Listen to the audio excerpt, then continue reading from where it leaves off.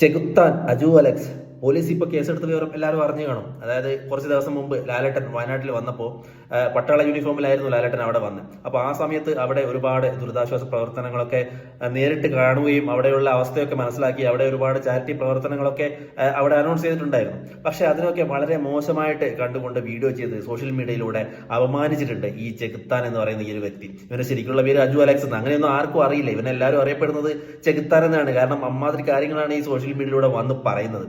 Main hobby എന്ന് പറയുന്നത് നമ്മുടെ സമൂഹത്തിൽ ആരെങ്കിലും നല്ല കാര്യങ്ങൾ ചെയ്തു കഴിഞ്ഞാൽ ആ ഒരു നല്ല കാര്യം ഒരിക്കലും ഇവന് നന്നാവില്ല. ഇവന് ഏറ്റവും മോശപ്പെട്ട കാര്യമായി അത് ഏറ്റവും മോശപ്പെട്ട രീതിയിലൂടെ വീഡിയോ ഉണ്ടാക്കി സോഷ്യൽ മീഡിയയിൽ അപ്ലോഡ് ചെയ്യുക. അതാണ് ഇവന്റെ മെയിൻ ഹോബി.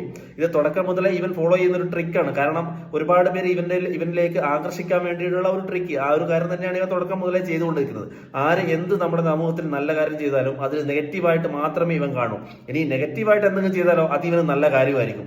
അങ്ങനെയാണ് ഇതുവരെ ഇവൻ ചെയ്തു കൂട്ടിയ കാര്യങ്ങളൊക്കെ. ഇപ്പൊ എന്തായാലും ഈ ഒരു കേസ് എടുത്തത് എന്തായാലും നന്നായെന്ന് എനിക്ക് പറയാനുള്ളൂ.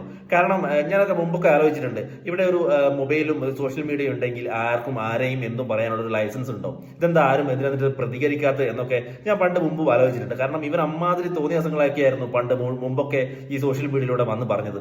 പ്രത്യേകിച്ച് ലാലേട്ടനെ കുറിച്ച്. ലാലേട്ടന്റെ ഏതെങ്കിലും ഒരു സിനിമ റിലീസ് അതൊരു നല്ല സക്സസ് ആയി ഓടുന്നത് കണ്ടു കഴിഞ്ഞാൽ അത് ഇവൻ ഇഷ്ടപ്പെടില്ല. വളരെ നെഗറ്റീവായിട്ടുള്ള രീതിയിലായിരിക്കും ഇവൻ വീഡിയോ ഇറക്കുന്നത്. കാരണം അത് കണ്ട് രസിക്കാനും അതിന്റെ അടിയിൽ പോയി തെറി വിളിക്കാനും ഇവനെ സപ്പോർട്ട് ചെയ്യാനും കുറെ ആൾക്കാർ ഇപ്പോഴും നമ്മുടെ സോഷ്യൽ മീഡിയയിൽ ഉണ്ട് താനും.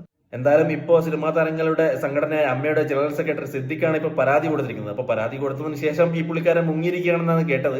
എന്തായാലും വിളിച്ചിട്ട് വരുമല്ലോ എപ്പോഴെങ്കിലും. ഇവനെ പോലെയുള്ളവർക്കൊക്കെ പരമാവധി ശിക്ഷ വാങ്ങിച്ചു കൊടുക്കും. കാരണം ഇവനൊക്കെ ഒരു ചിന്തയുണ്ട്, ഈ സമൂഹത്തിൽ ആര് എന്ത് ചെയ്താലും പ്രവർത്തിച്ചാലും ആരും അതിനെതിരെ ചോദ്യം ചെയ്യില്ല, കംപ്ലൈന്റ് കൊടുക്കില്ല, അങ്ങനെ ഒരു ധാരണ ഇവനുണ്ട്. ആ ധാരണ ഇന്നത്തോടു കൂടി മാറിക്കിട്ടും. കാരണം വയനാട്ടിൽ ദുരന്തം അനുഭവിക്കുന്നിടത്തിലേക്ക് ഒരു പട്ടാള യൂണിഫോമിൽ വന്ന ഒരാളെയാണ് അവിടെ സോഷ്യൽ മീഡിയയിലൂടെ അധിക്ഷേപിച്ചിരിക്കുന്നത്. അതിന് നമ്മുടെ രാജ്യത്ത് കിട്ടാവുന്ന ഏറ്റവും വലിയ ശിക്ഷ തന്നെയായിരിക്കണം ഇവന് കിട്ടുന്നത്. ഇനി മേലാൽ ഇതേപോലെയുള്ള കാര്യങ്ങളോ അല്ലെങ്കിൽ വീഡിയോ ചെയ്യാൻ ഇവന് ധൈര്യപ്പെടും.